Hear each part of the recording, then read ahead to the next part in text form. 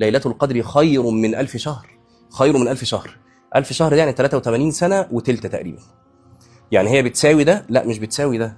الله عز وجل ما قالش ليلة القدر ك1000 شهر، قال خير من 1000 شهر.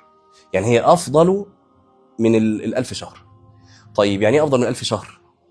قالوا إن العمل الصالح فيها أفضل من نفس العمل الصالح ده لو عملته 1000 شهر ليس فيها ليلة القدر.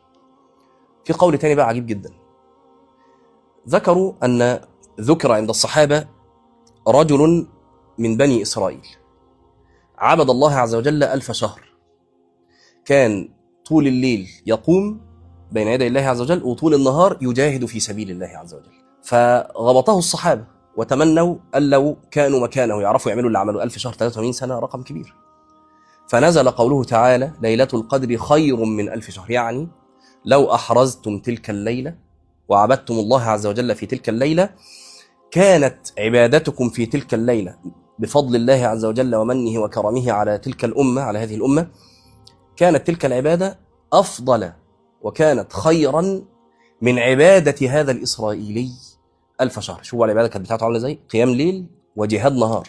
ففضل ليلة القدر عظيم. ليلة القدر ليلة العظمة، ليلة الشرف.